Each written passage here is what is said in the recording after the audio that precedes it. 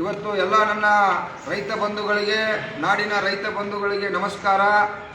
ಮೊನ್ನೆ ದಿನ ಏನು ಗುರ್ಲಾಪುರದಲ್ಲಿ ಹೋರಾಟದ ಒಂದು ಐತಿಹಾಸಿಕ ಹೋರಾಟ, ಏನು ಶಶಿಕಾಂತ್ ಗುರೂಜಿ ಅವರ ನೇತೃತ್ವದಲ್ಲಿ ಒಂದು ಐತಿಹಾಸಿಕ ಹೋರಾಟ ಆಯಿತು. ಆ ಹೋರಾಟ ಇವತ್ತು ಜಯಶೈಲಿ ಕೂಡ ಆಗಿದೆ. ಇವತ್ತು 3,000 ರೂಪಾಯಿ ರೇಟ್ ಇತ್ತು, ಅದನ್ನು 3,300 ತೊಗೊಂಡಿವಿ. ರಾಜ್ಯವ್ಯಾಪಿ ಎಲ್ಲ ರೈತರು ಕೂಡ 300 ರೂಪಾಯಿ ಸಿಗಲಿಕ್ಕೆ ಇವತ್ತು ಬೆಳಗಾವಿ ಒಂದು ಐತಿಹಾಸಿಕ ಹೋರಾಟದಿಂದ ಸಂತೋಷ ಆಯಿತು.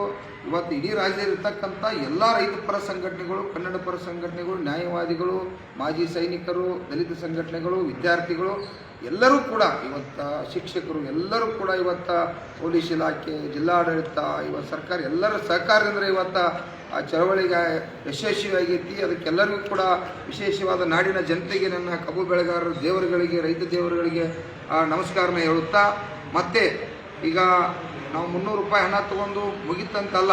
ಈಗ ಚಳಿಗಾಲ ಅಧಿವೇಶನ ಬೆಳಗಾವಿಯಲ್ಲಿ ಇದೇ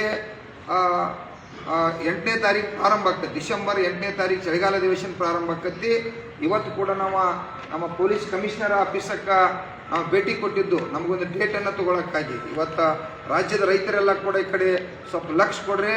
ಈಗಾಗಲೇ ಜಿಲ್ಲಾಧಿಕಾರಿ ಅವರು ಕೂಡ ಒಂದು ಲೆಟರನ್ನು ಕೊಟ್ಟು ಬಂದಿದ್ದೀವಿ. ಡಿಸೆಂಬರ್ 11ನೇ ತಾರೀಕು ಚಳಿಗಾಲ ಅಧಿವೇಶನ ಏನು ಬೆಳಗಾವಿಯಲ್ಲಿ ಪ್ರಾರಂಭ ಆಗ್ತೈತಿ. ಇದೇ ಮುಂದಿನ ಡಿಸೆಂಬರ್ 11ನೇ ತಾರೀಕು ನಾವೊಂದು ಡೇಟನ್ನು ಇಲ್ಲಿರ್ತಕ್ಕಂಥ ರೈತ ಮುಖಂಡರೆಲ್ಲ ಕೂಡ ಕೂಡಿ ಫಿಕ್ಸ್ ಮಾಡಿದ್ದೀವಿ. ಆ ಚಳವಳಿಗೆ ದಯವಿಟ್ಟು ನಾಡಿನ ಲಕ್ಷಾಧಿಪತಿಯಲ್ಲಿ ಸಂಖ್ಯೆಯಲ್ಲಿ ಕಬ್ಬು ಬೆಳೆಗಾರರಿರ್ಬೋದು, ಮೆಕ್ಕೆಜೋಳ ಬೆಳೆಯಿರ್ಬೋದು, ಎಲ್ಲ ಬೆಳೀತಕ್ಕಂಥ ಬೆಳೆಗಾರರಿಗೂ ಕೂಡ ಒಂದು ಯೋಗ್ಯವಾದ ರೇಟನ್ನು ಘೋಷಣೆ ಮಾಡಬೇಕು. ಇವತ್ತು ಯಾಕಂದ್ರೆ ಮೆಕ್ಕೆಜೋಳ ನೋಡ್ರಿ, ಇವತ್ತು ಮೆಕ್ಕೆಜೋಳಕ್ಕಾಗಿ ನಮ್ಮ ಹಾವೇರಿಯಲ್ಲಿ ಮತ್ತು ಅದೇ ರೀತಿಯಾಗಿ ಇವತ್ತು ಬಿದರದಲ್ಲಿ ಎಲ್ಲ ಕಡೆ, ನಮ್ಮಲ್ಲಿ ಕೂಡ ಬೆಳಗಾವಿ 5-6 ಜಿಲ್ಲೆ ಕಡೆ ಇವತ್ತು ಮೆಕ್ಕೆಜೋಳವನ್ನು ಬೆಳಿತೀವಿ.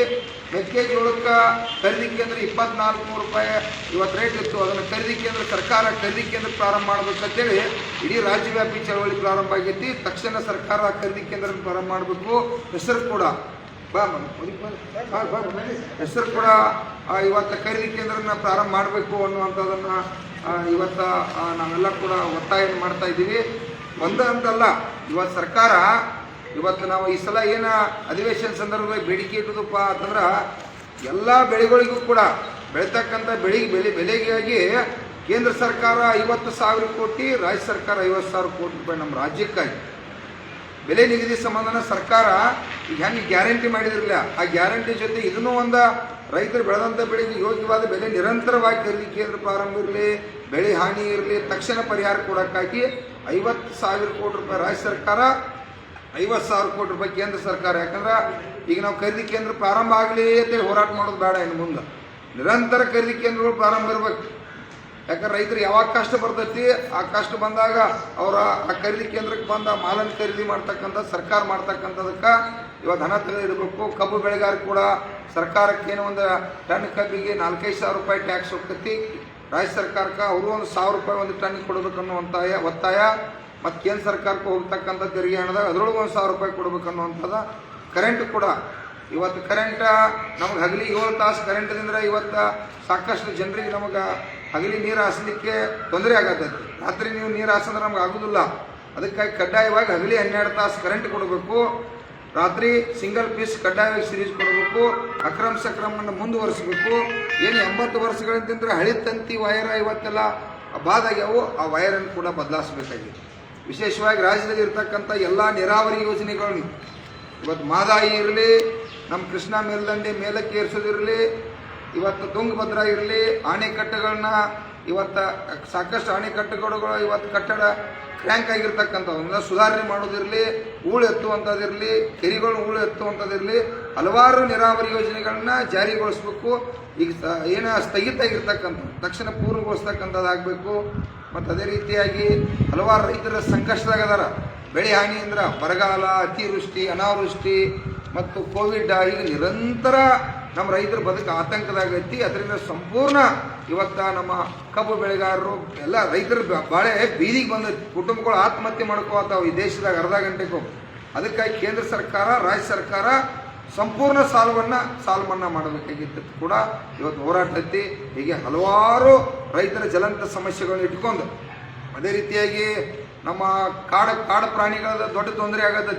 ಅಲ್ಲಿ ಕಾಡು ಸುತ್ತಮುತ್ತ ಇರ್ತಕ್ಕಂಥ ಇವತ್ತು ಒಕ್ಕಲ್ತನ ಮಾಡ್ತಕ್ಕಂಥ ಕುಟುಂಬಗಳಿಗೆ ಭಾಳಷ್ಟು ಹಾನಿಯಾಗತೈತಿ.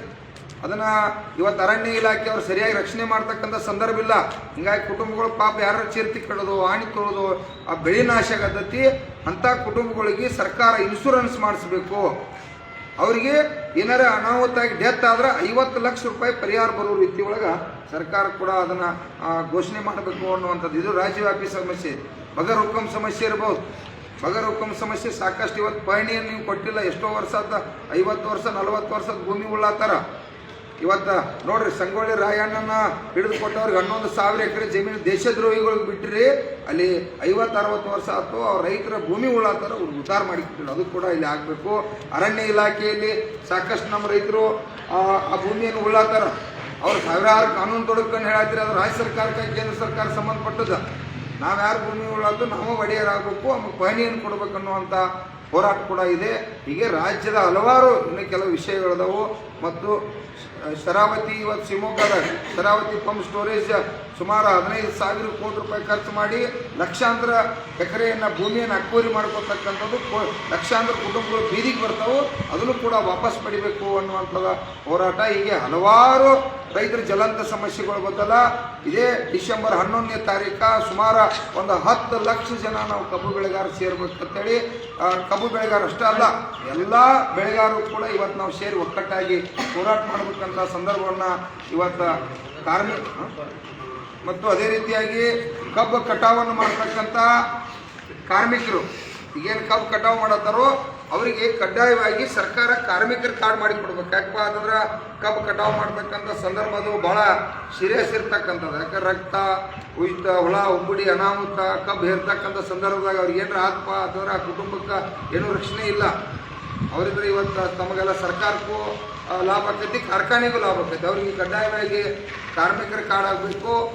ಈ ರೀತಿ ಎಲ್ಲ ರೀತಿಯಿಂದ ರೈತರ ಹಲವಾರು ಜ್ವಲಂತ ಸಮಸ್ಯೆಗಳ ಕುರಿತ ಇವತ್ತು ಡಿಸೆಂಬರ್ 11ನೇ ತಾರೀಕು ಇವತ್ತು ಸುಮಾರು 10 ಲಕ್ಷ ಜನ ನನ್ನ ರೈತ ದೇವರುಗಳು ನೀವು ಮನಸ್ಸು ಮಾಡಬೇಕಾಗಿತ್ತು. ನೀವು ಬರಲಿಲ್ಲ ಅಂದ್ರೆ ಇವತ್ತು ನೀವು ಬಂದರೆ ಗುರ್ಲಾಪುರದಾಗ 300 ರೂಪಾಯಿ ನೀವೆಲ್ಲ ರೈತ ದೇವರುಗಳು ಬಂದರೆ ಅಂತೇಳಿ ಬೆಲೆ ಫಿಕ್ಸ್. ಈಗೂ ಕೂಡ ಚಳಿಗಾಲ ಅಧಿವೇಶನ ಸರ್ಕಾರ ಇಲ್ಲೇ ಬರೋದಕ್ಕೆ 224 ಮಂದಿ ಶಾಸಕರು ಇವತ್ತು ಸಂಸದರು, ಇವರು ನಮ್ಮ ರಾಜ್ಯಸಭಾ ಇವರು ವಿಧಾನ ಪರಿಷತ್ ಸದಸ್ಯರು ಎಲ್ಲರೂ ಕೂಡ ಇಲ್ಲೇ ಬರತ್ತಾರ. ಇಲ್ಲೇ ಬಂದು ಹೇಳಿದಾಗ ಅವ್ರು 10 ದಿವಸ ಕಾಲಹರಣ ಮಾಡೋದು ಬೇಡ.